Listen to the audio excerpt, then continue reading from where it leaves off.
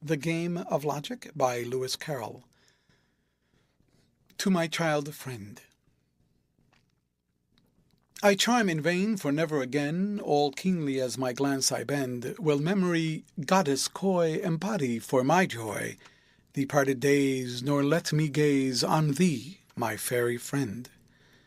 Yet could thy face, in mystic grace, a moment smile on me, 'twould send far darting rays of light from heaven athwart the night, by which to read in every deed thy spirit, sweetest friend. So may the stream of life's long dream flow gently onward to its end, with many a floweret gay adown its willowy way. May no sigh vex, no care perplex my loving little friend. End of chapter. Read by Leonidas for Lit2Go on the web at fcit.usf.edu.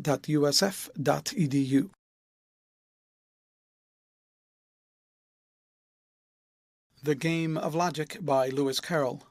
Preface. Quote, "There foamed rebellious logic, gagged and bound." End of quote. This game requires 9 counters, 4 of one color and 5 another. Say 4 red and 5 gray. Besides the 9 counters, it also requires 1 player at least. I am not aware of any game that can be played with less than this number, while there are several that require more. Take cricket, for instance, which requires 22. How much easier it is when you want to play a game to find 1 player than 22. At the same time, though, 1 player is enough.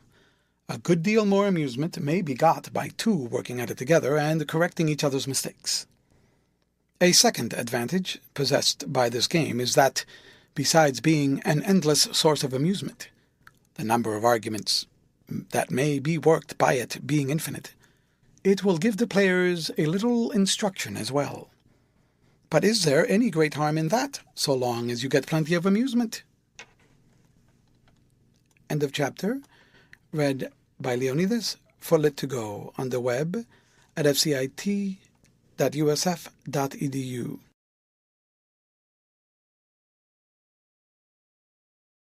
The Game of Logic by Lewis Carroll. Chapter 1, Part 1. Propositions. New lamps for old. Light come, light go. 1. Propositions. Some new cakes are nice. No new cakes are nice. All new cakes are nice.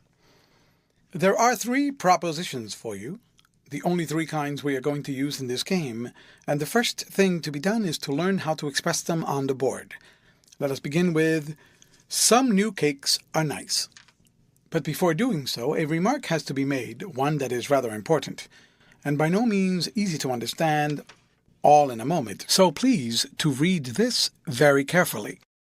The world contains many things, such as buns, babies, beetles, battledores, etc. And these things possess many attributes, such as baked, beautiful, black, broken, etc. In fact, whatever can be attributed to, that is, said to belong to, anything is an attribute. Whenever we wish to mention a thing, we use a substantive.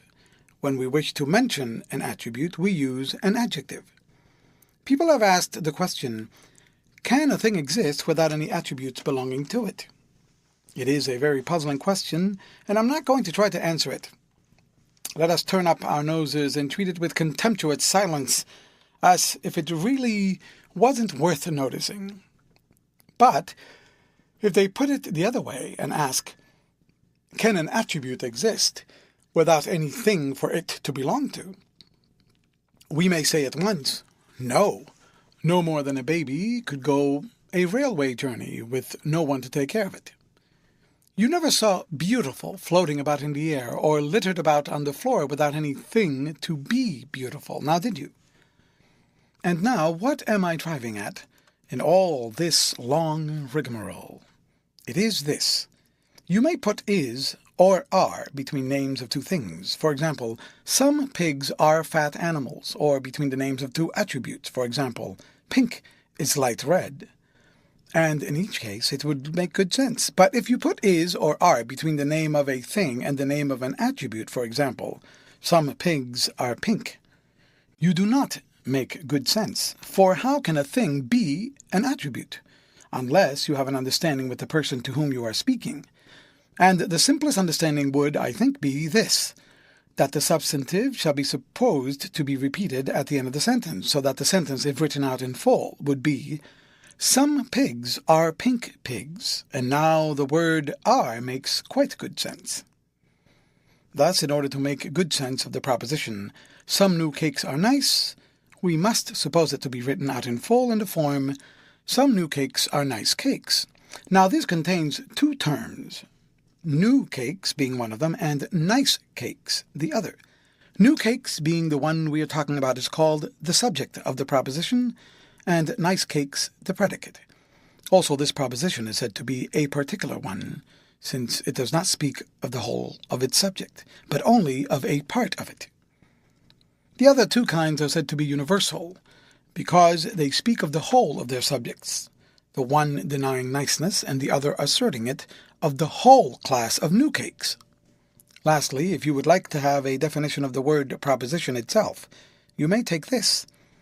A sentence stating that some or none or all of the things belonging to a certain class called its subject are also things belonging to a certain other class called its predicate.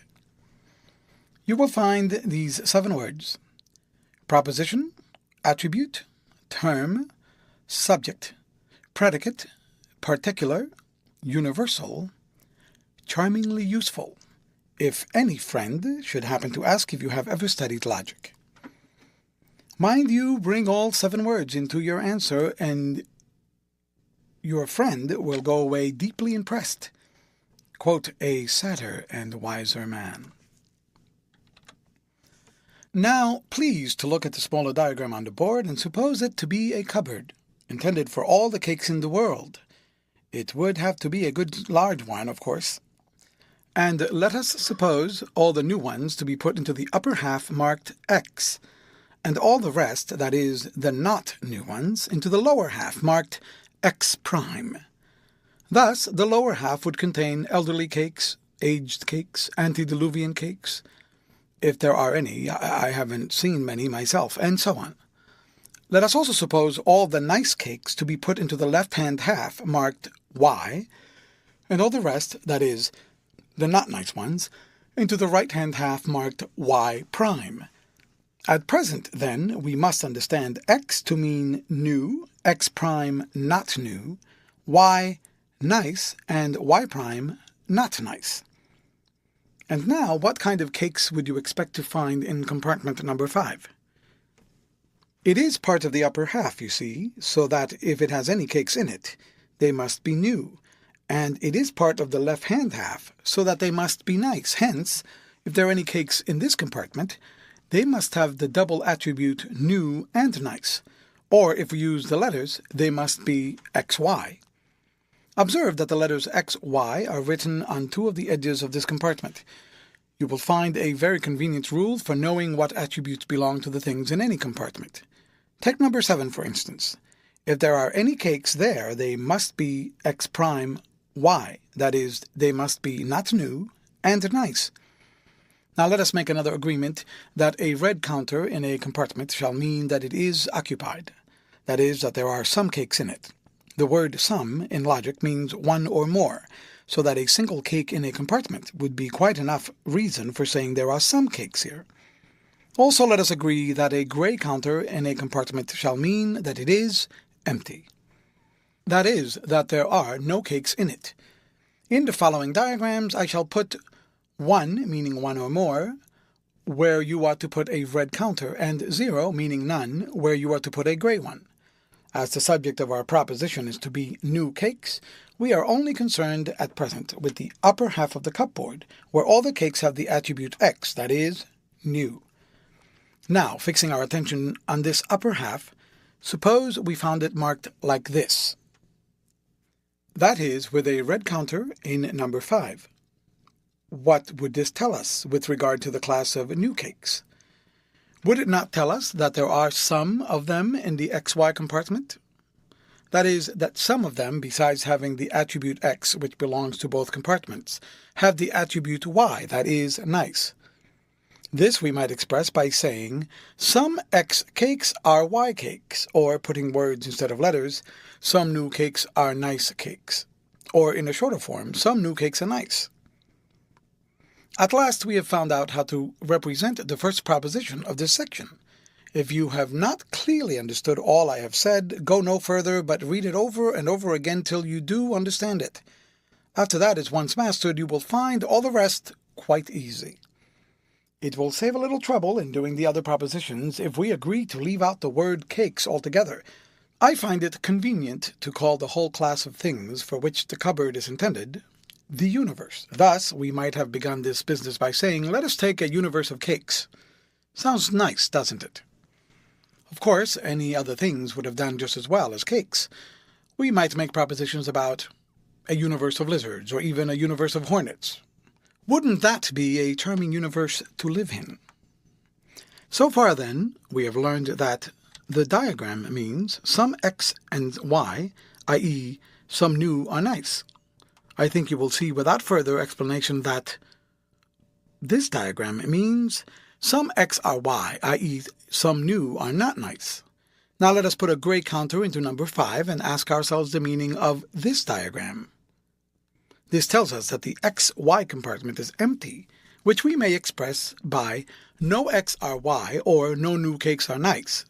This is the second of the 3 propositions at the head of the section. In the same way, the following diagram would mean no x are y or no new cakes are not nice. What would you make of this diagram, I wonder? I hope you will not have much trouble in making out that this represents a double proposition, namely, some x are y and some are y prime, that is, some new are nice and some are not nice. The following is a little harder, perhaps.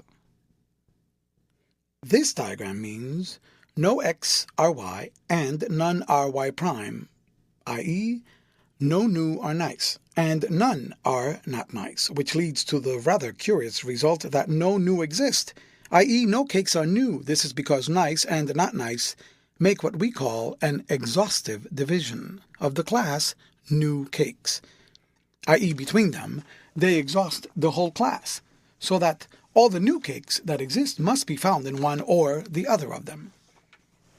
And now suppose you had to represent with counters the contradictory to no cakes are new, which would be some cakes are new, or, putting letters for words, some cakes are X. How would you do it? This will puzzle you a little, I expect. Evidently, you must put a red counter somewhere in the X half of the cupboard, since you know there are some new cakes, but you must not put it into the left-hand compartment, since you do not know them to be nice. Nor may you put it into the right-hand one, since you do not know them to be not nice. What then are you to do?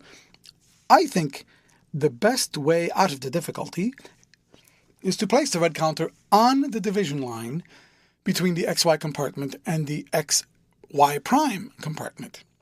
This I shall represent as I always put 1 where you are to put a red counter by the diagram below. Our ingenious American cousins have invented a phrase to express the position of a man who wants to join one or the other of 2 parties, such as 2 parties, Democrats and Republicans, but can't make up his mind which. Such a man is said to be sitting on the fence. Now that is exactly the position of the red counter you have just placed on the division line. He likes the look of number 5, and he likes the look of number 6, and he does not know which to jump down into. So there he sits astride, silly fellow, dangling his legs, one on each side of the fence. Now I am going to give you a much harder one to make out. What does this diagram mean? This is clearly a double proposition. It tells us not only that some x are y, but also that no x are not y. Hence the result is, all x are y, i.e. all new cakes are nice, which is the last of the 3 propositions at the head of this section. We see then that the universal proposition, all new cakes are nice, consists of 2 propositions taken together, namely, some new cakes are nice, and no new cakes are not nice. In the same way, the diagram below would mean all x are y prime. That is, all new cakes are not nice. Now, what would you make of such a proposition as, the cake you have given me is nice? Is it particular or universal? Particular, of course, you readily reply. One single cake is hardly worth calling some even. No, my dear impulsive reader, it is universal. Remember that few as they are, and I grant you they couldn't be fewer, they are, or rather it is, all that you have given me. Thus, if leaving red out of the question, I divide my universe of cakes into two classes, the cakes you have given me, to which I assign the upper half of the cupboard, and those you haven't given me, which are to go below, I find the lower half fairly full and the upper one as nearly as possible empty. And then, when I am told to put an upright division into each half, keeping the nice cakes to the left and the not nice ones to the right, I begin by carefully collecting all the cakes you have given me, saying to myself from time to time, "Generous creature, how shall I ever repay such kindness?" and piling them up in the left-hand compartment. And it doesn't take long to do it. Here is another universal proposition for you. Barzillai Beckeleg is an honest man. That means all the Barzillai Beckelegs that I am now considering are honest men. You think I invented that name now, don't you? But I didn't. Is on a carrier's cart somewhere down in Cornwall. This kind of universal proposition, where the subject is a single thing, is called an individual proposition. Now let us take nice cakes as the subject of proposition, that is, let us fix our thoughts on the left-hand half of the cupboard, where all the cakes have attribute y, that is, nice. Suppose we find it marked like this. What would that tell us? I hope that it is not necessary, after explaining the horizontal oblong so fully, to spend so much time over the upright one. I hope you will see for yourself that this means some y are x. That is, some nice cakes are new. But, you will say, we have had this case before. You put a red counter into number 5 and you told us it meant some new cakes are nice, and now you tell us that it means some nice cakes are new. Can it mean both? The question is a very thoughtful one, and does you great credit, dear reader. It does mean both. If you choose to take x, that is, new cakes, as your subject, and to regard number 5 as part of a horizontal oblong, you may read it some x are y, that is, some new cakes are nice. But if you choose to take y, that is, nice cake, as your subject, and to regard number 5 as part of the upright oblong, then you may read it some y are x, that is, some nice cakes are new. They are merely two different ways of expressing the very same truth. Without more words, I will simply set down the other ways in which this upright oblong might be marked, adding the meaning in each case. By comparing them with the various cases of the horizontal oblong, you will, I hope, be able to understand them clearly. You will find it a good plan to examine yourself on this table by covering up first one column, then the other, and dodging about, as the children say. Also, you will do well to write out for yourself 2 other tables, one for the lower half of the cupboard and the other for its right-hand half. And now I think we have said all we need to say about the smaller diagram, and may go on to the larger one. Below is a table of symbols and meanings. Symbol 1. Some y are x prime, that is, some nice are not new. Symbol 2.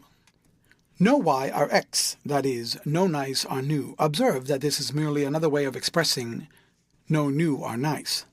Symbol 3. No y are x prime, that is, no nice are not new. Symbol 4. Some y are x and some are x prime. That is, some nice are new and some are not new. Symbol 4. No y are x and none are x prime. That is, no y exist. That is, no cakes are nice. Symbol number 5. All y are x. That is, all nice are new. Symbol 6. All y are x, that is, all nice are not new. This may be taken to be a cupboard divided in the same way as the last, but also divided into two portions for the attribute m. Let us give to m the meaning wholesome. And let us suppose that all wholesome cakes are placed inside the central square and all the unwholesome ones outside it, that is, in one or other of the 4 queer-shaped outer compartments. We see that just as in the smaller diagram the cakes in each compartment had 2 attributes, so here the cakes in each compartment have 3 attributes. And just as the letters representing the 2 attributes were written on the edges of the compartment, so here they are written at the corners. Observe that m' is supposed to be written in each of the 4 outer corners, so that we can tell in a moment, by looking at a compartment, what 3 attributes belong to the things in it. For instance, take number 12. Here we find x, y', m at the corners. So we know that the cakes in it, if there are any, have the triple attribute x, y', m. That is, new, not nice, and wholesome. Again, take number 16. Here we find at the corners x', y', m'. So the cakes in it are not new, not nice, and unwholesome. Remarkably untempting cakes. It would take far too long to go through all the propositions containing x and y, x and m, and y and m, which can be represented on this diagram. There are 96 altogether, so I am sure you will excuse me, and I must content myself with doing 2 or 3 as specimens. You will do well to work out a lot more for yourself. Taking the upper half by itself so that our subject is new cakes, how are we to represent no new cakes are wholesome? This is writing letters for words, no x are m. Now this tells us that none of the cakes belonging to the upper half of the cupboard are to be found inside the central square, that is, the 2 compartments number 11 and 12 are empty, and this, of course, is represented by the following diagram. And now, how are we to represent the contradictory position some x are m? This is a difficulty I have already considered. I think the best way is to place a red counter on the division line between number 11 and number 12, and to understand this to mean that one of the 2 compartments is occupied, but that we do not at present know which. This I shall represent thus in the following diagram. Now let us express all x are m. This consists, we know, of 2 propositions. Some x are m and no x are m. Let us express the negative part first. This tells us that none of the cakes belonging to the upper half of the cupboard are to be found outside the central square. That is, the 2 compartments, number 9 and number 10, are empty. This, of course, is represented by the following diagram. But we have yet to represent some x are m. This tells us that there are some cakes in the oblong consisting of number 11 and number 12, so we place our red counter, as in the previous example, on the division line between number 11 and number 12, and the result is the following diagram. Now let us try 1 or 2 interpretations. What are we to make of this diagram with regard to x and y? This tells us, with regard to the x, y' square, that it is wholly empty, since both compartments are so marked. With regard to the xy square, it tells us that it is occupied. True, it is only one compartment of it that is so marked, but that is quite enough, whether the other be occupied or empty, to settle the fact that there is something in the square. If then we transfer our marks to the smaller diagram so as to get rid of the m subdivisions, we have a right to mark it thus in the following diagram, which means you know all x are y. The result would have been exactly the same if the given oblong had been marked thus, as in the following diagram. Once more, how shall we interpret this diagram with regard to x and y? This tells us as to the xy square that one of its compartments is empty, but this information is quite useless as there is no mark in the other compartment. If the other compartment happened to be empty too, the square would be empty, and if it happened to be occupied, the square would be occupied. So, as we do not know which is the case, we can say nothing about this square.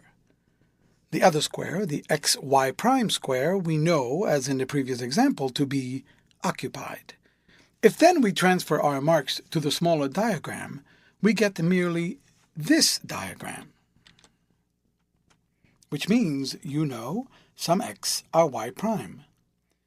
These principles may be applied to all the other oblongs. For instance, to represent all y prime are m prime, we should mark the right-hand upright oblong, the one that has the attribute y prime, thus, as in the following diagram. And if we were told to interpret the lower half of the cupboard, marked as follows with regard to x and y, as in the following diagram, we should transfer it to the smaller diagram thus. And read this diagram, all x prime are y. Two more remarks about the propositions need to be made. One is that in every proposition beginning with some or all, the actual existence of the subject is asserted. If, for instance, I say all misers are selfish, I mean that misers actually exist. If I wish to avoid making this assertion and merely to state the law that miserliness necessarily involves selfishness, I should say no misers are unselfish, which does not assert that any misers exist at all, but merely that if any did exist, they would be selfish. The other is that when a proposition begins with some or no and contains more than two attributes, these attributes may be rearranged and shifted from one term to the other ad libitum. For example, some ABC are DEF may be rearranged as some BF are ACDE, each being equivalent to some things are ABCDEF. Again, no wise old men are rash and reckless gamblers may be rearranged as no rash old gamblers are wise and reckless, each being equivalent to no men are wise old rash reckless gamblers. End of chapter. Read by Leonidas for Lit2Go on the web at fcit.usf.edu.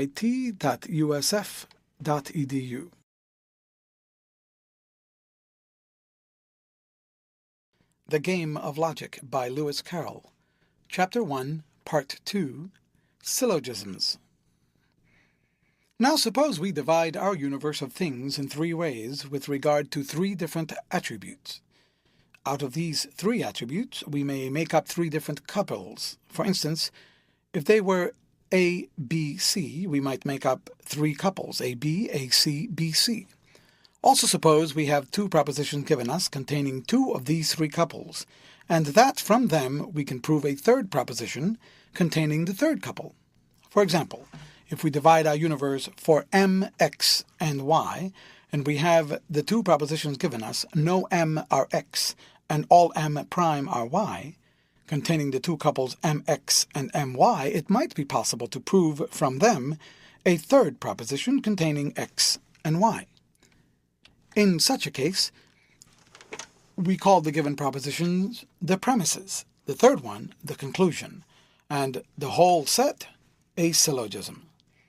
Evidently, one of the attributes must occur in both premises, or else one must occur in one premise and it's contradictory in the other. In the first case, when, for example, the premises are some m are x and no m are y prime, the term, which occurs twice, is called the middle term because it serves as a sort of link between the other two terms. In the second case, when, for example, the premises are no m are x prime and all m prime are y, the two terms which contain these contradictory attributes may be called the middle terms. Thus, in the first case, the class of m things is the middle term, and in the second case, the two classes of m things and m prime things are the middle terms. The attribute which occurs in the middle term or terms disappears in the conclusion, and it is said to be eliminated, which literally means turned out of doors. Now let us try to draw a conclusion from the two premises. Some new cakes are unwholesome. No nice cakes are unwholesome. In order to express them with counters, we need to divide cakes in three different ways with regard to newness, to niceness, and to wholesomeness. For this, we must use the larger diagram, making x mean new, y nice, and m wholesome. everything inside the central square is supposed to have the attribute m, and everything outside it the attribute m prime, i.e. not m. You had better adopt a rule to make m mean the attribute which occurs in the middle term or terms. I have chosen m as the symbol because middle begins with m. Now, in representing the two premises, I prefer to begin with the negative one, the one beginning with no, because gray counters can always be placed with certainty, and will then help to fix the position of the red counters, which are sometimes a little uncertain, where they will be most welcome. Let us express the no nice cakes are unwholesome cakes, i.e. no y cakes are m prime cakes. This tells us that none of the cakes belonging to the y half of the cupboard are in its m prime compartments, that is, the ones outside the central square. Hence, the two compartments, number 9 and number 15, are both empty, and we must place a gray counter in each of them, thus, as shown in the diagram. We have now to express the other premise, namely, some new cakes are unwholesome cakes, that is, some x cakes are m prime cakes. This tells us that some of the cakes in the x half of the cupboard are in its m prime compartments. Hence, one of the two compartments, number 9 and number 10, is occupied, and as we are not told in which of these two compartments to place the red counter, the usual rule would be to lay it on the division line between them. But, in this case, the other premise has settled the matter for us by declaring number 9 to be empty. Hence, the red counter has no choice, and must go into number 10, thus as in the following diagram. And now, what counters will this information enable us to place in the smaller diagram as to get some proposition involving x and y only, leaving out m? Let us take its 4 compartments one by one. First, number 5. All we know about this is that its outer portion is empty, but we know nothing about its inner portion. Thus, the square may be empty or may have something in it. Who can tell? So we dare not place any counter in this square. Secondly, what of number 6? Here we are a little better off. We know that there is something in it, for there is a red counter in its outer portion. It is true we do not know whether its inner portion is empty or occupied, but what does that matter? One solitary cake in one corner of the square is quite sufficient excuse for saying this square is occupied, and for marking it with a red counter. As for number 7, we are in the same condition as with number 5. We find it partly empty, but we do not know whether the other part is empty or occupied, so we dare not mark this square. And as to number 8, we have simply no information at all. The result is shown in the following diagram. Our conclusion, then, must be got out of the rather meager piece of information that there is a red counter in the xy prime square. Hence, our conclusion is, some x are y prime. That is, some new cakes are not nice cakes. Or, if you prefer to take y prime as your subject, some not nice cakes are new cakes, but the other looks neatest. We will now write out the whole syllogism, putting the following symbol for therefore, and omitting cakes for the sake of brevity at the end of each proposition. Some new cakes are unwholesome. No nice cakes are unwholesome. Therefore, some new cakes are not nice. And you have now worked out successfully your first syllogism. Permit me to congratulate you and to express the hope that it is but the beginning of a long and glorious series of similar victories. We will work out one other syllogism, a rather harder one than the last, and then I think you may be safely left to play the game by yourself, or better, with any friend whom you can find that is able and willing to take a share in the sport.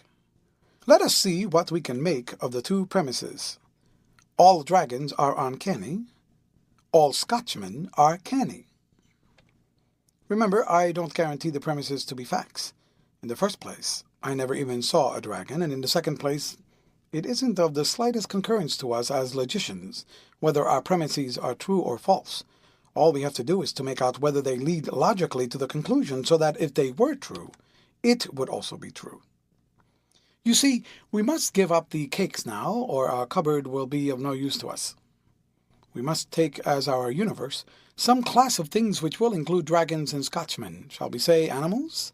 And as canny is evidently the attribute belonging to the middle terms, we will let M stand for canny, X for dragons, and Y for Scotchmen, so that our two premises are in full. All dragon animals are uncanny animals. All Scotchman animals are canny animals. And these may be expressed using letters for words, thus, all X are M prime, all Y are M. The first premise consists, as you already know, of two parts. Some X are M prime and no X are M. And the second also consists of two parts. Some Y are M and no Y are M prime. Let us take the negative portions first. We have then to mark on the larger diagram below, first, no X are M, and secondly, no Y are M prime. I think you will see, without further explanation, that the two results separately are, as shown, and that these two, when combined, give us the following diagram. We have now to mark the two positive portions. Some X are M prime and some Y are M. The only two compartments available for things which are XM prime are number 9 and number 10. Of these, number 9 is already marked as empty, so our red counter must go into number 10. Similarly, the only two available for YM are number 11 and number 13. Of these, number 11 is already marked as empty, so our red counter must go into number 13. The final result is shown in the following diagram. And now how much of this information can usefully be transferred to the smaller diagram? Let us take its four compartments one by one. As to number 5, this we see is wholly empty, so mark it with a gray counter. As to number 6, this we see is occupied, so mark it with a red counter. As to number 7, ditto ditto. As to number 8, no information. The smaller diagram is now pretty liberally marked, as shown below. And now what conclusion can we read off from this? Well, it is impossible to pack such abundant information into one proposition. We shall have to indulge in two this time. First, by taking X as subject, we get all X are Y, that is, all dragons are not Scotchmen. Secondly, by taking Y as subject, we get all Y are X, that is, all Scotchmen are not dragons. Let us now write out altogether our two premises and our brace of conclusions. All dragons are uncanny. All Scotchmen are canny. Therefore, all dragons are not Scotchmen. All Scotchmen are not dragons. Let me mention in conclusion that you may perhaps meet with logical treatises in which it is not assumed that anything exists at all. By some X are Y is understood to mean the attributes X, Y are compatible so that a thing can have both at once. No X are Y to mean the attributes X, Y are incompatible so that nothing can have both at once. In such treatises, propositions have quite different meanings from what they have in our game of logic, and it will be well to understand exactly what the difference is. First, take some X are Y. Here we understand R to mean R as an actual fact, which of course implies that some X things exist. But they, the writers of these other treatises, only understand R to mean can be, which does not at all imply that any exist. So they mean less than we do. Our meaning includes theirs, for of course some X are Y includes some X can be Y.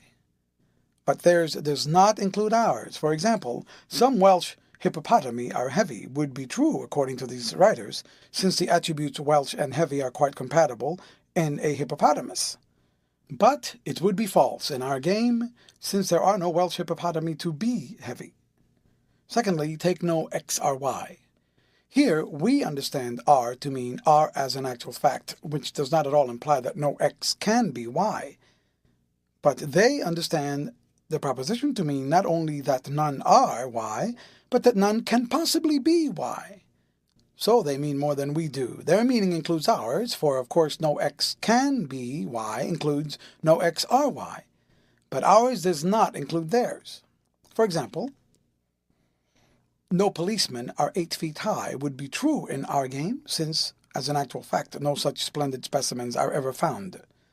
But it would be false, according to these writers, since the attributes belonging to the police force and 8 feet high are quite compatible. There is nothing to prevent a policeman from growing to that height if sufficiently rubbed with Rowland's Macassar oil, which said to make hair grow when rubbed on hair, and so of course will make a policeman grow when rubbed on a policeman. Thirdly, take all x are y, which consists of the two partial propositions, some x are y and no x are y. Here, of course, the treatises mean less than we do in the first part and more than we do in the second. But the two operations don't balance each other any more than you can console a man for having knocked down one of his chimneys by giving him an extra doorstep. If you meet with syllogisms of this kind, you may work them quite easily by the system I have given you. You have only to make R mean are capable of being, and all will go smoothly. For some x are y will become some x are capable of being y. That is, the attributes x, y are compatible, and no x are y will become no x are capable of being y. That is, the attributes x, y are incompatible. And of course, all x are y will become some x are capable of being y, and none are capable of being y prime. That is, the attributes x, y are compatible, and the attributes x, y prime are incompatible. By using the diagrams for this system, you must understand a red counter to mean there may possibly be something in this compartment, and a gray one to mean there cannot possibly be anything in this compartment. End of chapter. Read by Leonidas for Lit2Go on the web at fcit.usf.edu.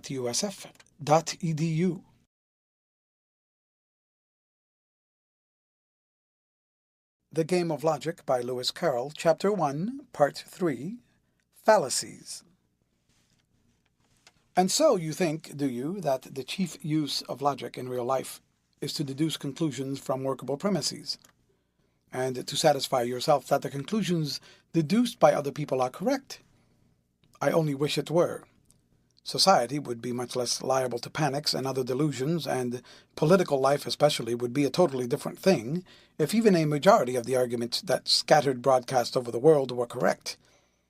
But it is all the other way, I fear. For one workable pair of premises, I mean a pair that lead to a logical conclusion, that you meet within your reading, your newspaper or magazine, you will probably find 5 that lead to no conclusion at all. And even when the premises are workable, for one instance, where the writer draws a correct conclusion, there are probably 10 where he draws an incorrect one. In the first case, you may say the premises are fallacious. In the second, the conclusion is fallacious.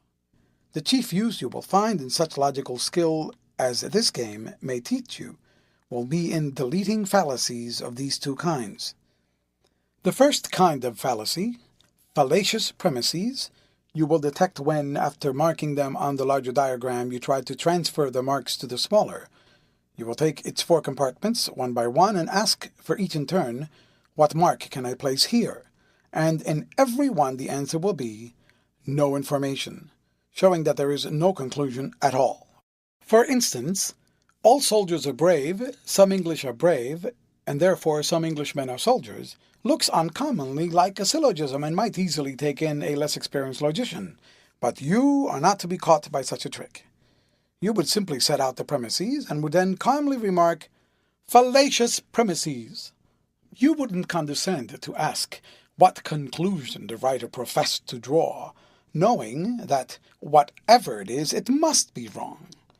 You would be just as safe as that wise mother was who said, Mary, just go up to the nursery and see what baby's doing, and tell him not to do it. The other kind of fallacy, fallacious conclusion, you will not detect till you have marked both diagrams, and have read off the correct conclusion, and have compared it with the conclusion which the writer has drawn. But mind, you wouldn't say fallacious conclusion simply because it is not identical with the correct one. It may be a part of the correct conclusion, and so be quite correct as far as it goes. In this case, you would merely remark with a pitying smile, defective conclusion. Suppose, for example, you were to meet with this syllogism. All unselfish people are generous. no misers are generous, and therefore no misers are unselfish. The premises, of which might be thus expressed in letters all x prime are m, no y are m. Here the correct conclusion will be all x prime are y prime, that is, all unselfish people are not misers. While the conclusion drawn by the writer is no y are x prime, which is the same as no x prime are y, and so is part of all x prime are y prime. Here you would simply say defective conclusion. The same thing would happen if you were in a confectioner's shop, and if a little boy were to come in, put down 2p, and march off triumphantly with a single penny bun. You would shake your head mournfully and would remark, defective conclusion, poor little chap. And perhaps you would ask the young lady behind the counter whether she would let you eat the bun which the little boy had paid for and left behind him. And perhaps she would say, shan't. But if, in the above example, the writer had drawn the conclusion, all misers are selfish, that is, all y are x, this would be going beyond his legitimate rights, since it would assert the existence of y which is not contained in the premises. And you would very properly say, fallacious conclusion. Now, when you read other treatises on logic, you will meet with various kinds of so-called fallacies, which are by no means always so. For example, if you were to put before one of these logicians the pair of premises, no honest men cheat, no dishonest men are trustworthy, and were to ask him what conclusion followed, he would probably say, none at all. Your premises offend against two distinct rules, and are as fallacious as they can well be. Then suppose you were bold enough to say, the conclusion is, no men who cheat are trustworthy. I fear your logical friend would turn away hastily, perhaps angry, perhaps only scornful. In any case, the result would be unpleasant. I advise you not to try the experiment. But why is this, you will say? Do you mean to tell us that all these logicians are wrong? Far from it, dear reader. From their point of view, they are perfectly right, but they do not include in their system anything like all the positive forms of syllogisms. They have a sort of nervous dread of attributes beginning with a negative particle. For example, such propositions as all not x are y, no x are not y, are quite outside their system, and thus, having from sheer nervousness excluded a quantity of very useful forms, they have made rules which, though quite applicable to the few forms which they allow of, are no use at all when you consider all possible forms. Let us not quarrel with them, dear reader. There is room enough in the world for both of us. Let us quietly take our broader system, and if they choose to shut their eyes to all these useful forms, and to say they are not syllogisms at all, we can but stand aside and let them rush upon their fate. There is scarcely anything of yours upon which it is so dangerous to rush as your fate. You may rush upon your potato beds or your strawberry beds without doing much harm. You may even rush upon your balcony, unless it is a new house built by contract, and with no clerk of the works, and may survive the foolhardy enterprise. But if you once rush upon your fate, why, you must take the consequences. End of chapter. Read by Leonidas for Lit2Go on the web at fcit.usf.edu.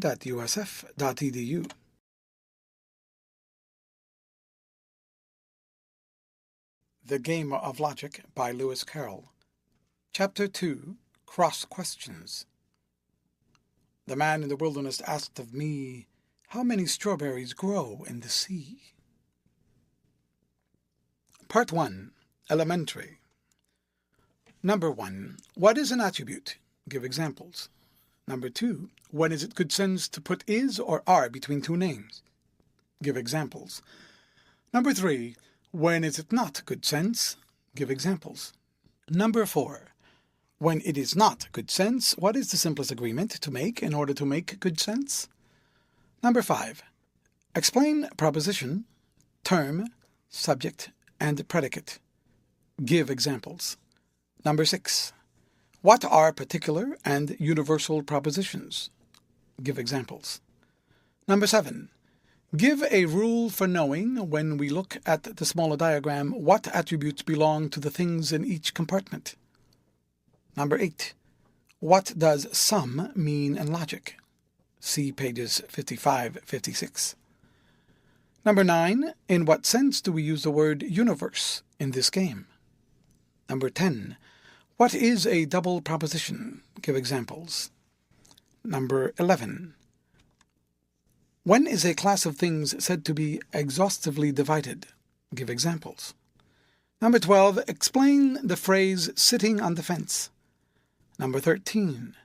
What two partial propositions make up, when taken together, all x are y? Number 14. What are individual propositions? Give examples. Number 15. What kinds of propositions imply, in this game, the existence of their subjects? Number 16. When a proposition contains more than two attributes, these attributes may, in some cases, be rearranged and shifted from one term to the other. In what cases may this be done? Give examples. Break up each of the following into two partial propositions. Number 17. All tigers are fierce. 18. All hard-boiled eggs are unwholesome. 19. I am happy. 20. John is not at home. See pages 56-57. 21. Give a rule for knowing, when we look at the larger diagram, what attributes belong to the things contained in each compartment. Number 22. Explain premises, conclusion, and syllogism. Give examples. 23. Explain the phrases middle term and middle terms. 24. In marking a pair of premises on the larger diagram, why is it best to mark negative propositions before affirmative ones? 25. Why is it of no consequence to us as logicians whether the premises are true or false? 26. How can we work syllogisms in which we are told that some x are y is to be understood to mean the attribute x, y are compatible, and no x are y to mean the attributes x, y are incompatible? 27. What are the two kinds of fallacies? 28. How may we detect fallacious premises? 29. How may we detect a fallacious conclusion? 30. Sometimes the conclusion offered to us is not identical with the correct conclusion and yet cannot be fairly called fallacious. When does this happen, and what name may we give to such a conclusion? See pages 57-59. Part 2. Half of smaller diagram. Propositions to be represented in the following diagram. 1. Some x are not y. 2. All x are not y. 3. Some x are y and some are not y. 4. No x exist. 5. Some x exist. 6. No x are not y. 7. Some x are not y and some x exist.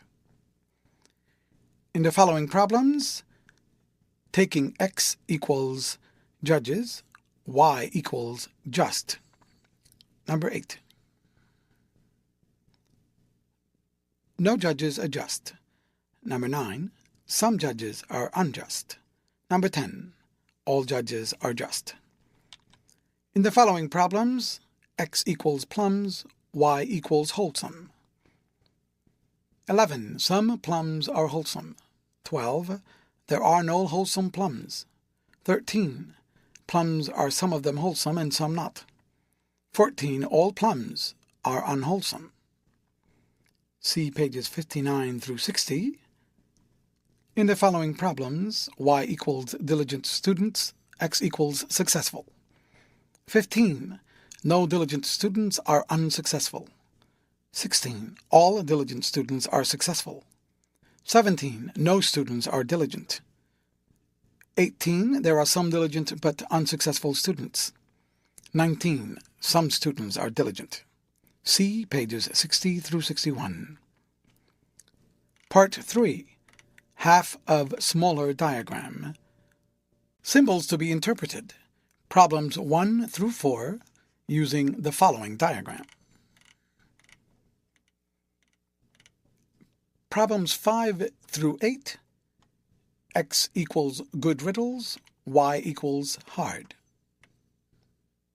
See pages 61 through 62. Problems 9 through 12. X equals lobster, Y equals selfish. Problems 13 through 16, using the following diagram. Y equals healthy people, X equals happy. See page 62. Part 4. Smaller diagram. Propositions to be represented using the following diagram. 1. All are X. 2. Some Y are not X. 3. No not X are not Y. 4. Some X are not Y. 5. Some not Y are X. 6. No not X are Y. 7. Some not X are not Y. 8. All not X are not Y. 9. Some not Y exist. 10. No not X exist. 11. Some Y are X and some are not X. 12. All X are Y and all are not Y are not X. See pages 62 through 63. Taking nations as universe, X equals civilized, Y equals warlike, for problems 13 through 17. 13. No civilized nation is warlike. 14. All unwarlike nations are uncivilized. 15. Some nations are unwarlike. 16. All warlike nations are civilized and all civilized nations are warlike. 17. No nation is uncivilized. In problems 18 through 23, taking crocodiles as universe, X equals hungry and Y equals amiable. 18. All hungry crocodiles are unamiable. 19. No crocodiles are amiable when hungry. 20. Some crocodiles, when not hungry, are amiable, but some are not. 21. No crocodiles are amiable, and some are hungry. 22. All crocodiles, when not hungry, are amiable, and all unamiable crocodiles are hungry. 23. Some hungry crocodiles are amiable, and some that are not hungry are unamiable. See pages 63 through 64. Part 5. Smaller diagram. Symbols to be interpreted on the following diagram. Problems 1 through 4. In problems 5 through 8, taking houses as universe, X equals built of brick and Y equals two-storied. Please interpret. See page 65. Taking boys as universe, X equals fat and Y equals active. Please interpret in problems 9 through 12. Taking cats as universe, X equals green-eyed and Y good-tempered. Interpret in problems 13 through 16. See pages 65 through 66. Part 6. Larger diagram. Propositions to be represented in the following diagram. Number 1. No X are M. 2. Some Y are M prime. 3. All M are X prime. 4. No M prime are Y prime. 5. No M are X. All Y are M. 6. Some X are M, no Y are M. 7. All M are X prime, no M are Y. 8. No X prime are M, no Y prime are M prime. See pages 67 through 68. Taking rabbits as universe, M equals greedy, X equals old, and Y equals black. Represent, in problem 9, no old rabbits are greedy. 10. Some not greedy rabbits are black. 11. All white rabbits are free from greediness. 12. All greedy rabbits are young. 13. No old rabbits are greedy. All black rabbits are greedy.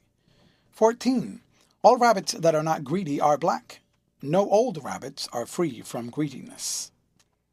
Taking birds as universe, M equals that sing loud, X equals well fed, Y equals happy. Represent in problem 15, all well-fed birds sing loud, no birds that sing loud are unhappy. 16. All birds that do not sing loud are unhappy. No well-fed birds fail to sing loud. Taking persons as universe, M equals in the house, X equals John, and Y equals having a toothache. Represent in problem 17. John is in the house.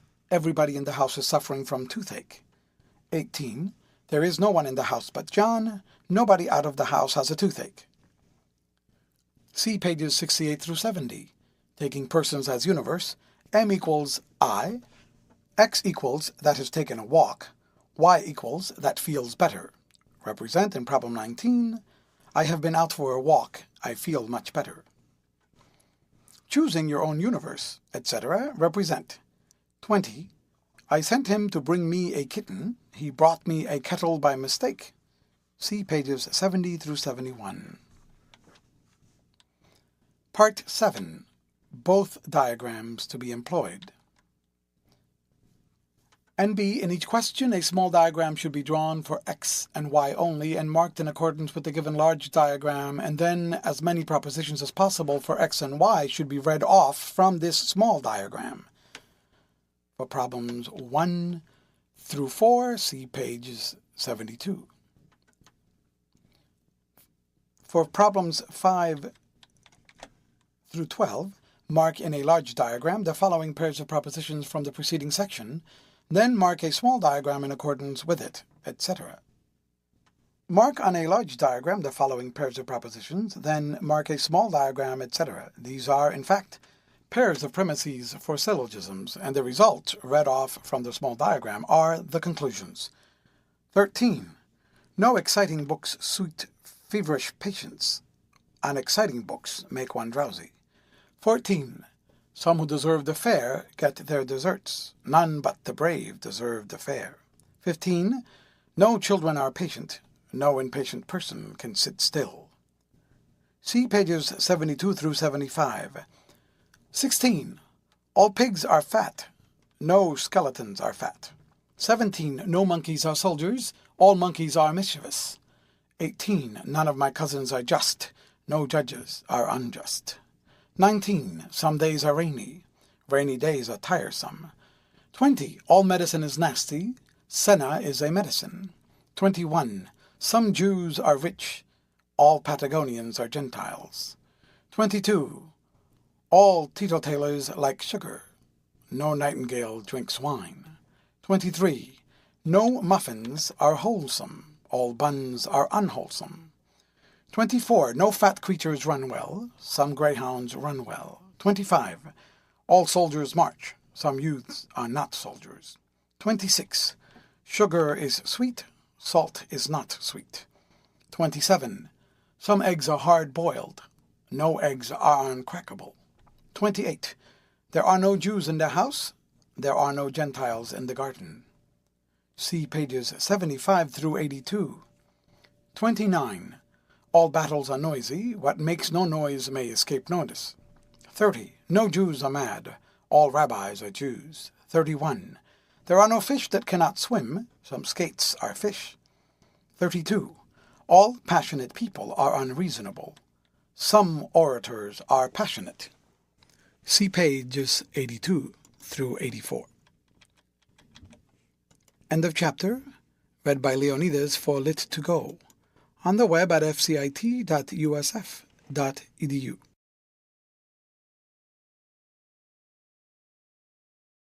The Game of Logic by Lewis Carroll, Chapter 3, Crooked Answers. I answered him as I thought good, as many as red herrings grow in the wood. Part 1. Elementary. Number 1. Whatever can be attributed to, that is, said to belong to a thing, is called an attribute. For example, baked, which can frequently be attributed to buns, and beautiful, which can seldom be attributed to babies. Number 2. When there are names of two things, for example, these pigs are fat animals, or of two attributes, for example, pink is light red. 3. When one is the name of a thing and the other is the name of an attribute, for example, these pigs are pink, since a thing cannot actually be an attribute. 4. That the substantive shall be supposed to be repeated at the end of the sentence, for example, these pigs are pink pigs. 5. A proposition is a sentence stating that some or none or all of the things belonging to a certain class called the subject are also things belonging to a certain other class called the predicate. For example, some new cakes are not nice.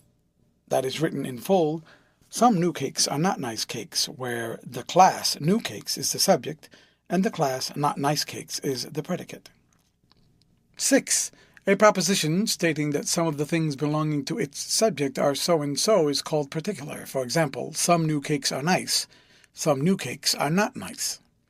A proposition stating that none of the things belonging to its subject, or that all of them are so and so, is called universal. For example, no new cakes are nice, all new cakes are not nice. 7. The things in each compartment possess two attributes whose symbols will be found written on two of the edges of that compartment. 8. One or more. 9. As a name of the class of things to which the whole diagram is assigned. 10. A proposition containing two statements, for example, some new cakes are nice, and some are not nice. 11. When the whole class thus divided is exhausted among the sets into which it is divided, there being no member of it which does not belong to some one of them. For example, the class new cakes is exhaustively divided into nice and not nice, since every new cake must be one or the other. 12. When a man cannot make up his mind which of two parties he will join, he is said to be sitting on the fence, not being able to decide on which side he will jump down.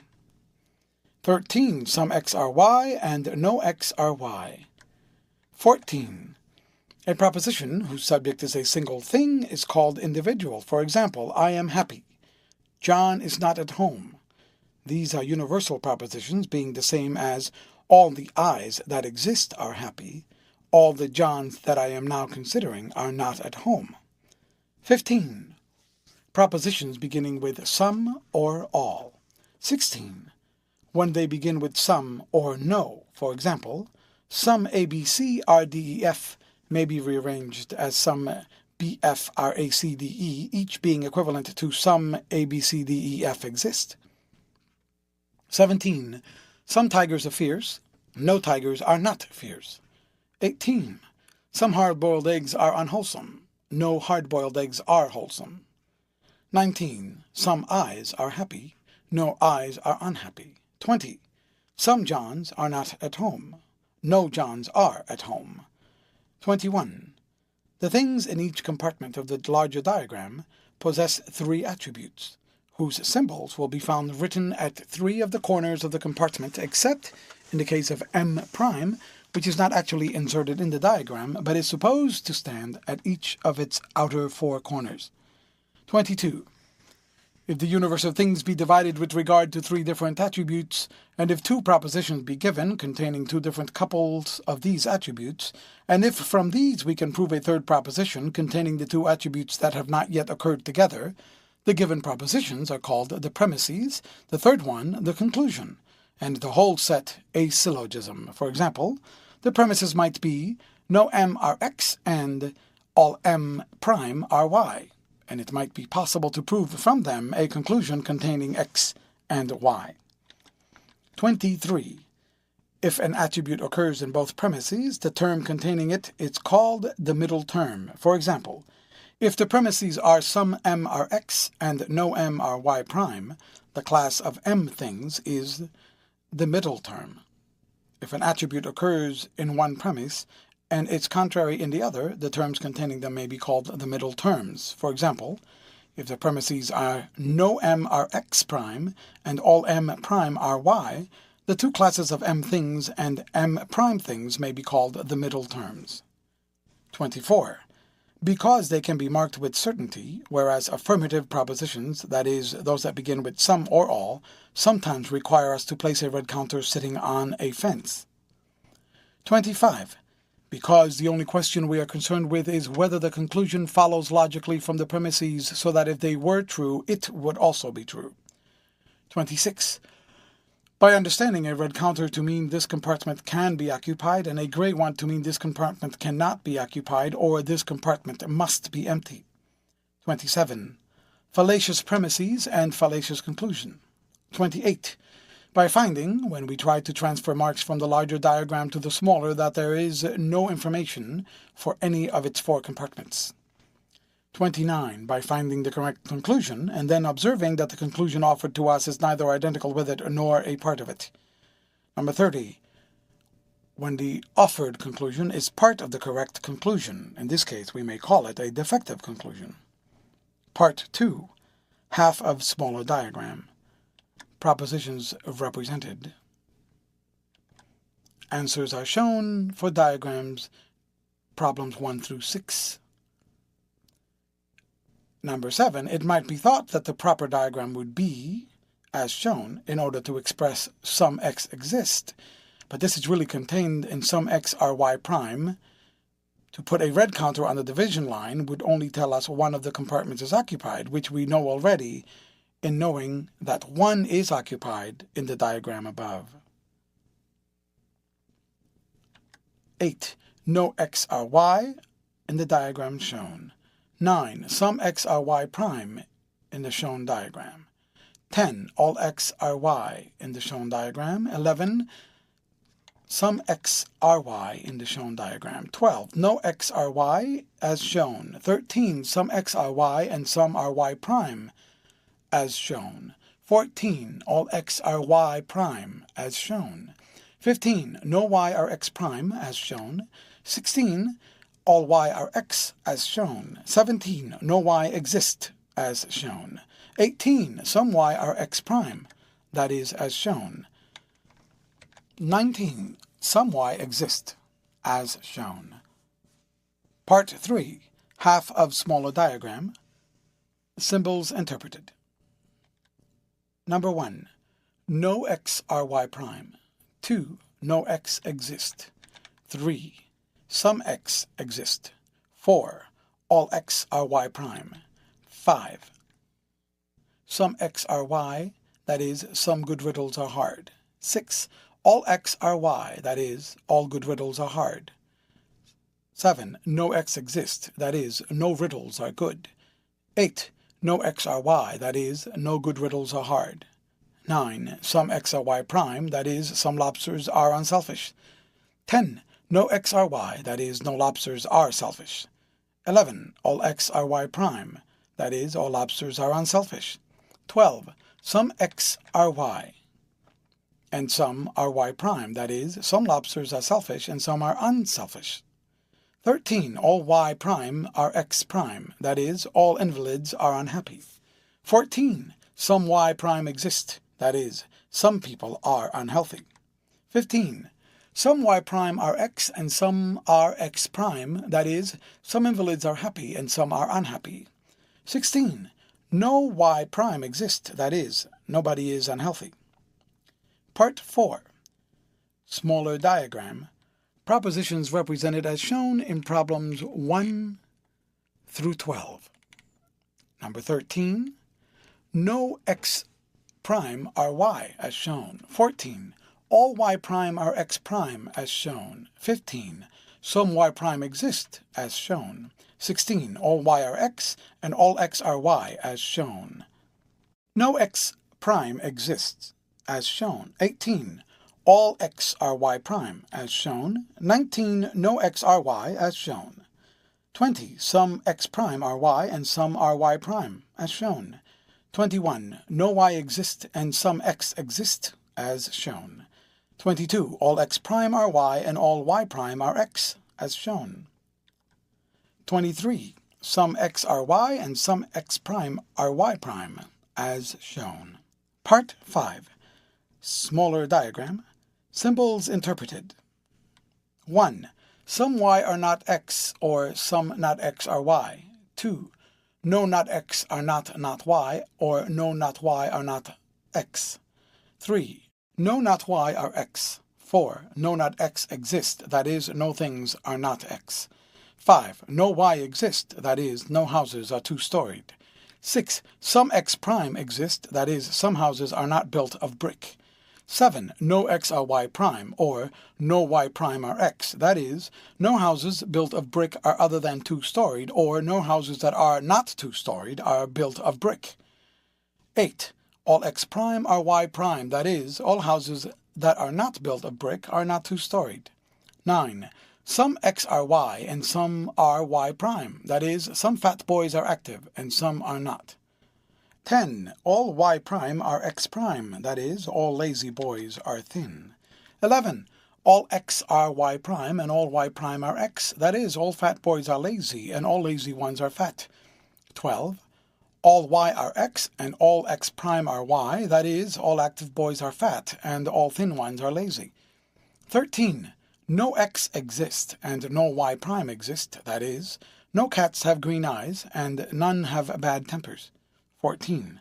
Some x are y prime and some x prime are y, or some y are x prime and some y prime are x, that is, some green-eyed cats are bad-tempered, and some that have not green eyes are good-tempered, or some good-tempered cats have not green eyes, and some bad-tempered ones have green eyes. 15. Some x are y, and no x prime are y prime, or some y are x, and no y prime are x prime. That is, some green-eyed cats are good-tempered, and none that are not green-eyed are bad-tempered, or some good-tempered cats have green eyes, and none that are bad-tempered have not green eyes. 16. All x are y prime and all x prime are y, or all y are x prime and all y prime are x. That is, all green-eyed cats are bad-tempered and all that have not green eyes are good-tempered, or all good-tempered ones have eyes that are not green and all bad-tempered ones have green eyes. Part 6. Larger diagram. Propositions represented. Problems 1 through 8 as shown. Number 9. No x are m as shown. 10. Some m prime are y as shown. 11. All y prime are m prime as shown. 12. All m are x prime as shown. 13. No x are m. That is, all y are m, as shown. 14. All m prime are y. That is, no x are m prime, as shown. 15. All x are m. No m are y prime, as shown. 16. All m prime are y prime. That is, no x are m prime, as shown. 17. All x are m. That is, all m are y. As shown, see remarks on number 7 on page 60. 18. No x prime are m, that is, no m prime are y, as shown. 19. All m are x, that is, all m are y, as shown. 20. We had better take persons as universe. We may choose myself as middle term, in which case the premises will take the form, I am a person who sent him to bring a kitten. I am a person to whom he brought a kettle by mistake.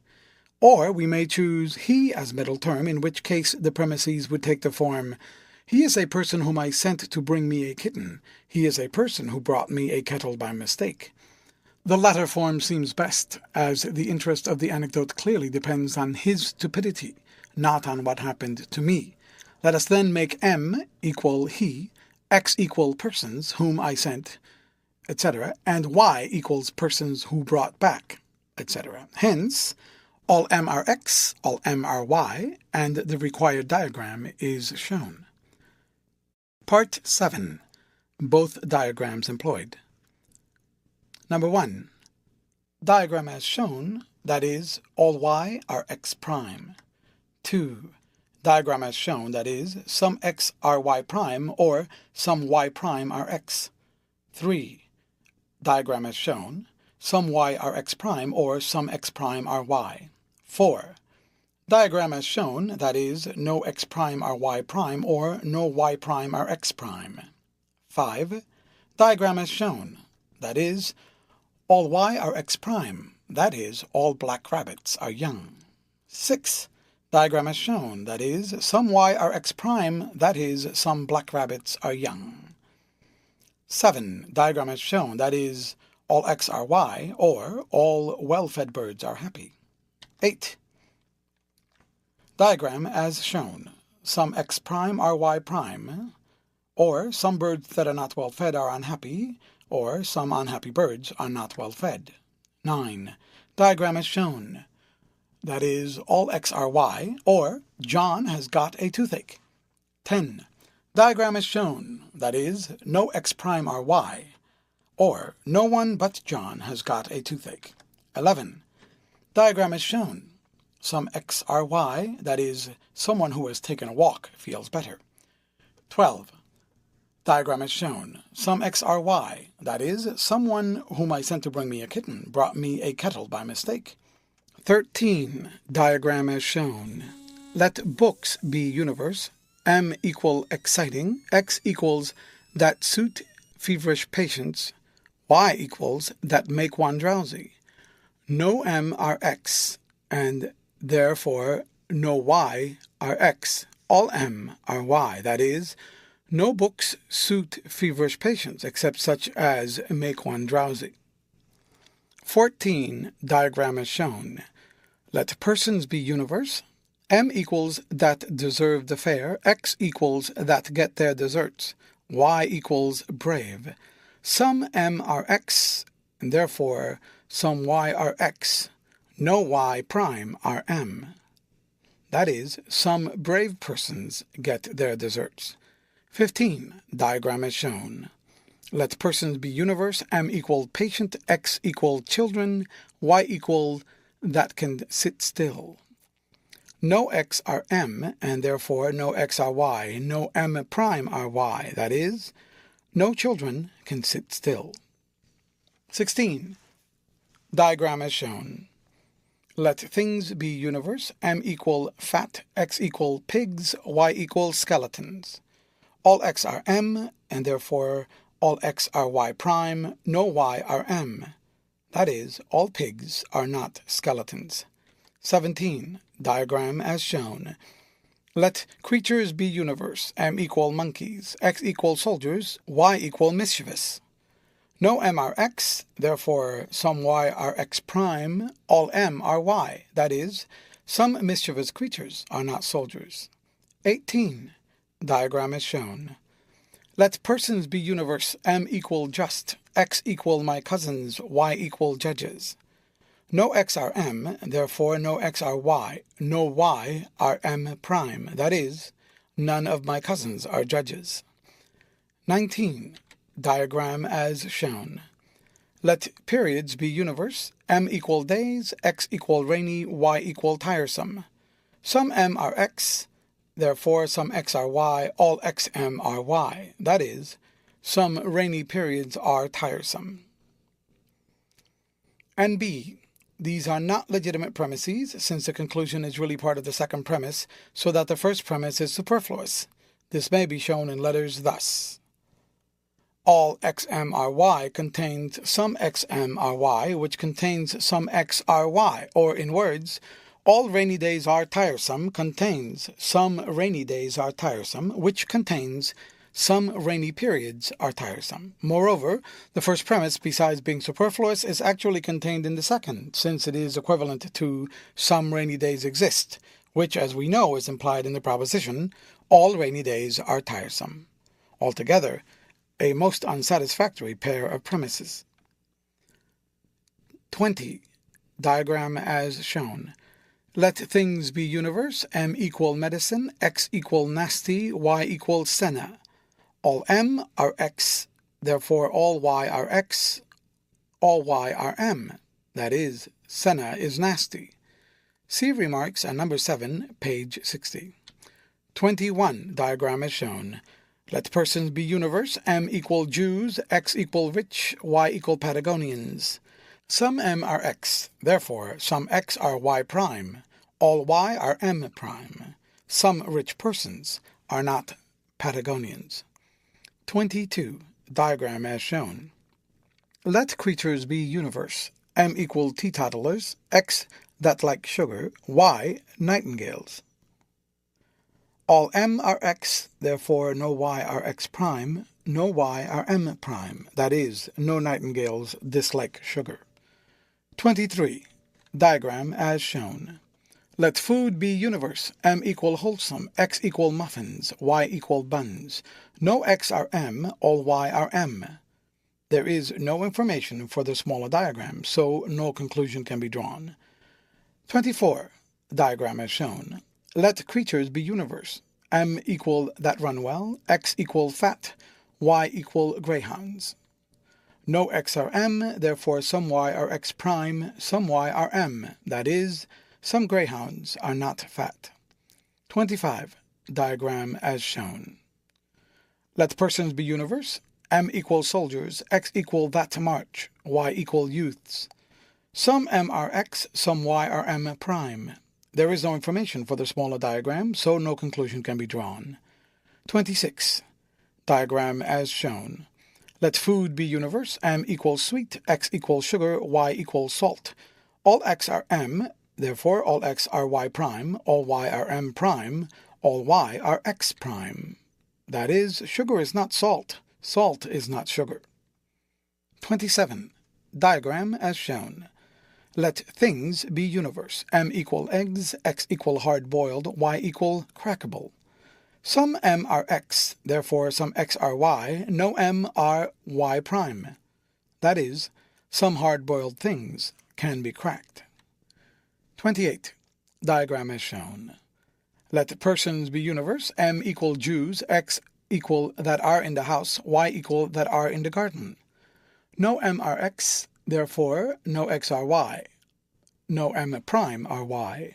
That is, no persons that are in the house are also in the garden. 29. Diagram as shown. Let things be universe, M equal noisy, X equal battles, Y equal that may escape notice.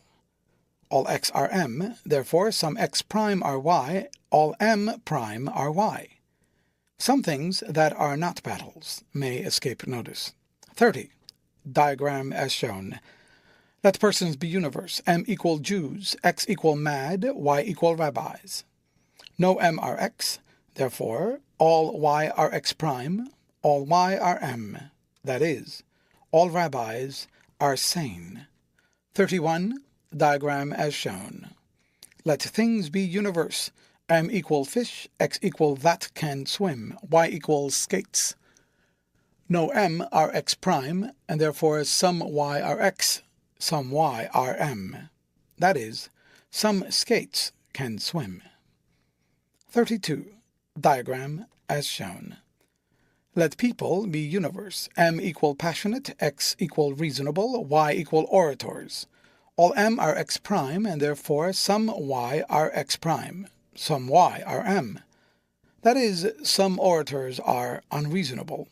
See remarks on number 7, page 60. End of chapter, read by Leonidas for Lit2Go on the web at fcit.usf.edu.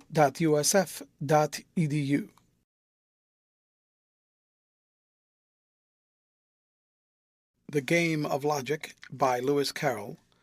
Chapter 4, Hit or Miss. Quote, "Thou canst not hit it, hit it, hit it.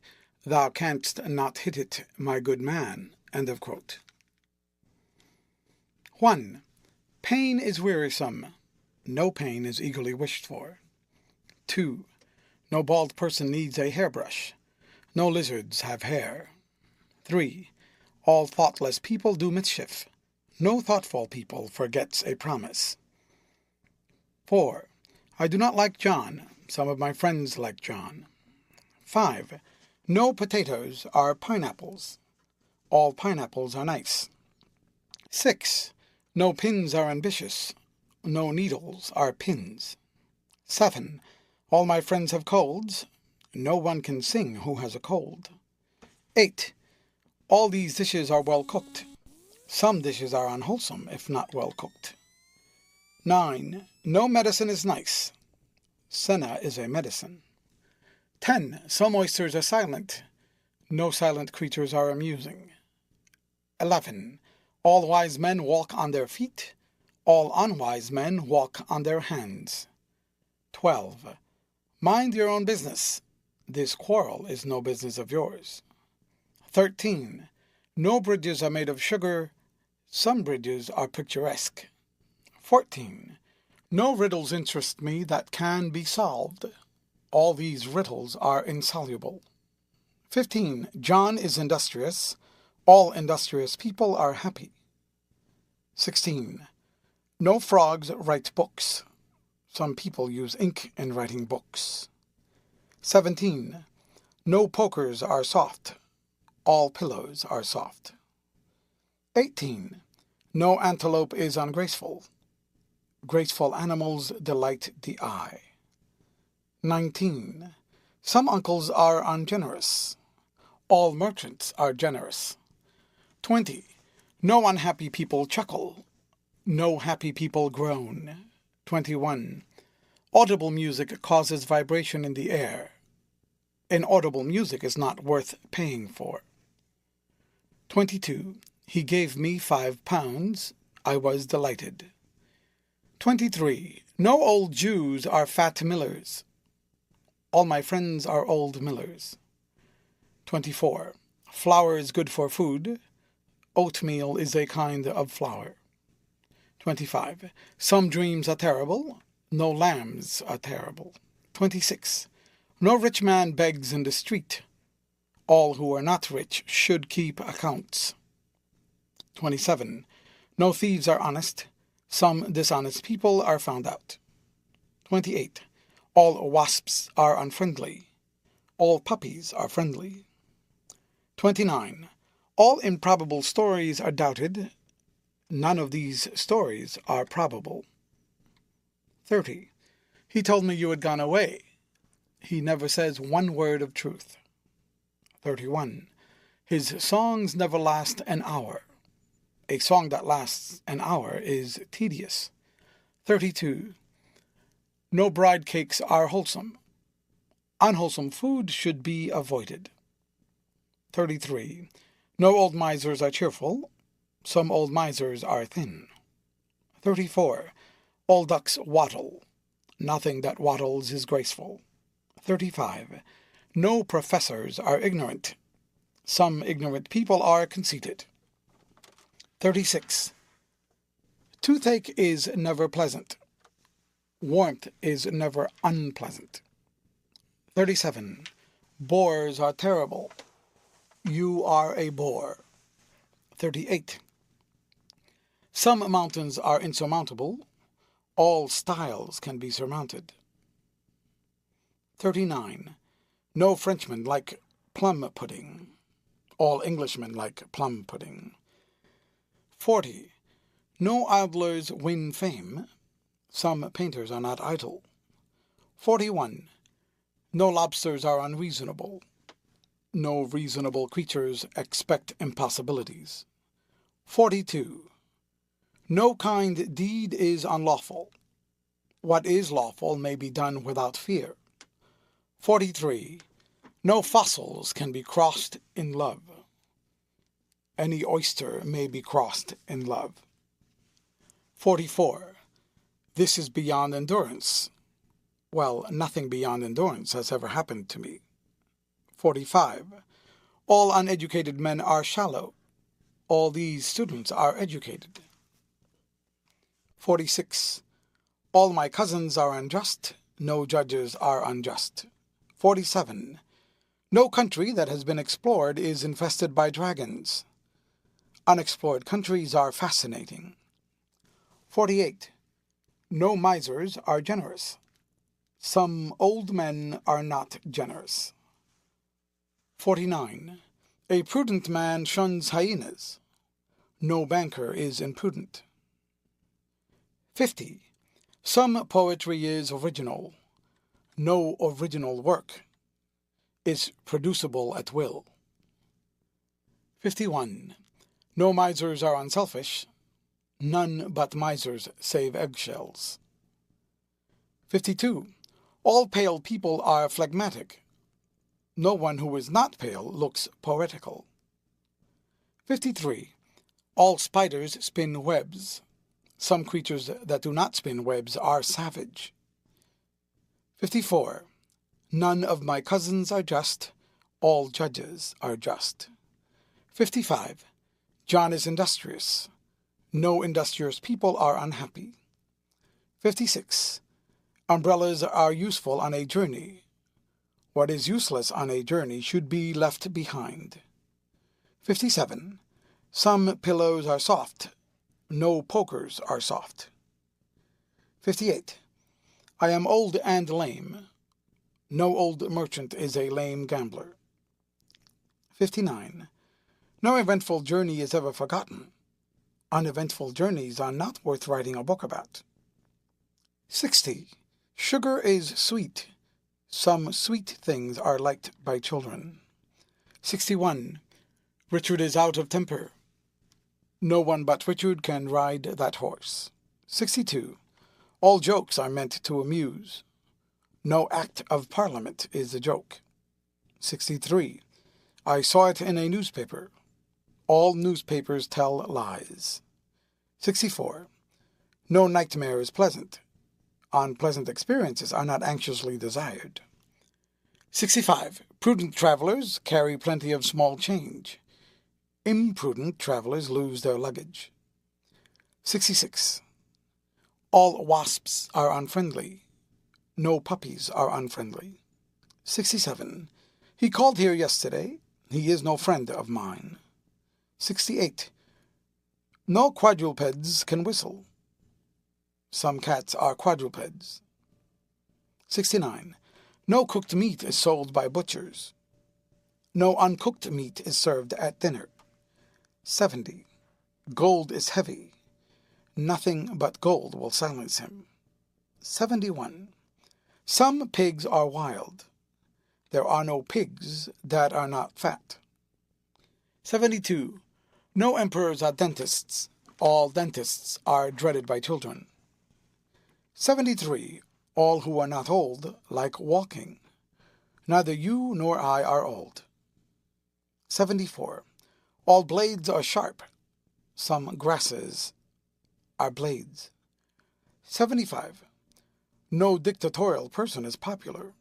She is dictatorial. 76. Some sweet things are unwholesome. No muffins are sweet. 77.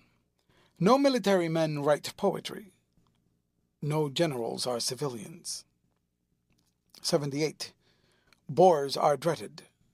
A bore is never begged to prolong his visit. 79. All owls are satisfactory.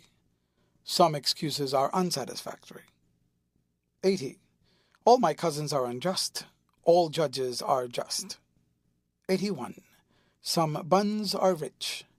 All buns are nice. 82. No medicine is nice. No pills are unmedicinal. 83. Some lessons are difficult. What is difficult needs attention.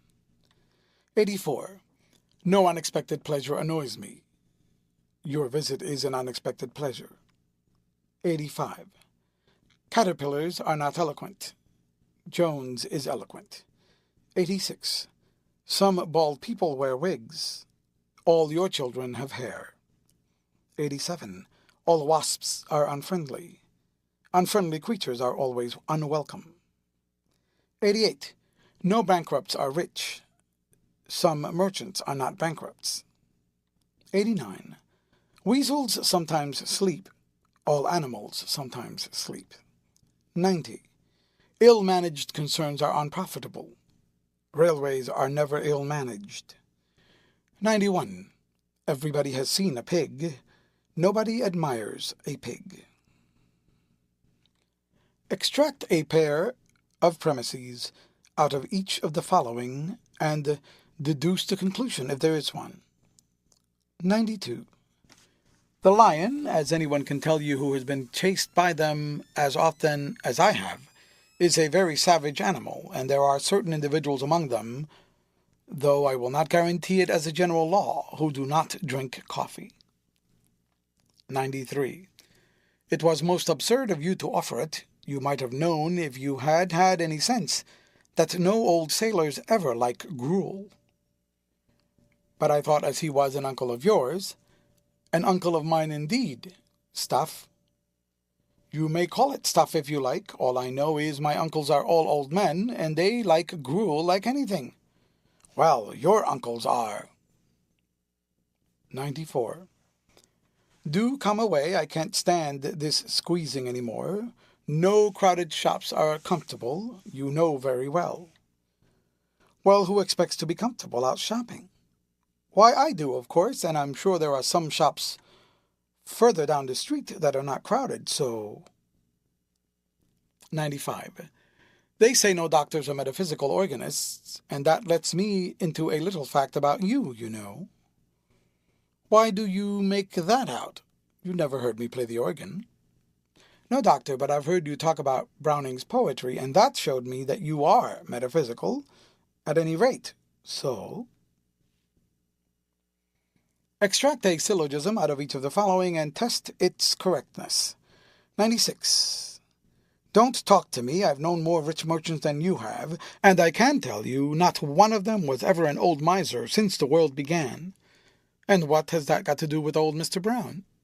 Why, isn't he very rich? Yes, of course he is. And what then? Why, don't you see that it's absurd to call him a miserly merchant? Either he's not a merchant, or he is not a miser. 97. It is so kind of you to inquire. I'm really feeling a great deal better today. And is it nature or art that is to have the credit of this happy change? Art, I think. The doctor has given me some of that patent medicine of his. Well, I'll never call him a humbug again. There's somebody, at any rate, that feels better after taking his medicine. 98. No, I don't like you one bit, and I'll go and play with my doll. Dolls are never unkind. So you like a doll better than a cousin? Oh, you little silly. Of course I do. Cousins are never kind. At least no cousins I've ever seen. Well, and what does that prove, I'd like to know? If you mean that cousins aren't dolls, who ever said that they were? 99. What are you talking about geraniums for? You can't tell one flower from another at this distance. I grant you, they're all red flowers. It doesn't need a telescope to know that. Well, some geraniums are red, aren't they? I don't deny it. And what then? I suppose you'll be telling me some of those flowers are geraniums. Of course, that's what I should tell you if you'd the sense to follow an argument. But what's the good of proving anything to you, I should like to know? 100. Boys, you've passed a fairly good examination, all things considered. Now let me give you a word of advice before I go. Remember that all who are really anxious to learn work hard.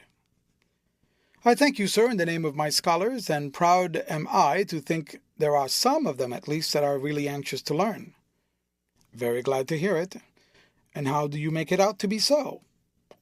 Why, sir, I know how hard they work, some of them, that is. Who should know better? Extract from the following speech a series of syllogisms or arguments having the form of syllogisms and test their correctness. It is supposed to be spoken by a fond mother in answer to a friend's cautious suggestion that she is perhaps a little overdoing it in the way of lessons with her children. 101. Well, they've got their own way to make in the world. We can't leave them a fortune apiece, and money's not to be had, as you know, without money's worth. They must work if they want to live. And how are they to work if they don't know anything? Take my word for it, there's no place for ignorance in these times, and all authorities agree that the time to learn is when you're young. No one's got no memory afterwards worth speaking of. A child will learn more in an hour than a grown man in 5. So those that have to learn must learn when they're young, if ever they're to learn at all. Of course, that doesn't do unless children are healthy. I quite allow that. Well, the doctor tells me no children are healthy unless they've got a good color in their cheeks. And only just look at my darlings. Why, their cheeks bloom like peonies. Well, now, they tell me that to keep children in health, you should never give them more than 6 hours altogether at lessons in the day, and at least 2 half-holidays in the week. And that's exactly our plan, I can assure you. We never go beyond 6 hours, and every Wednesday and Saturday, as ever is, not one syllable of lessons do they do after their 1 o'clock dinner. So how can you imagine I'm running any risk in the education of my precious pets? It's more than I can understand, I promise you. The end. Read by Leonidas for Lit2Go on the web at fcit.usf.edu.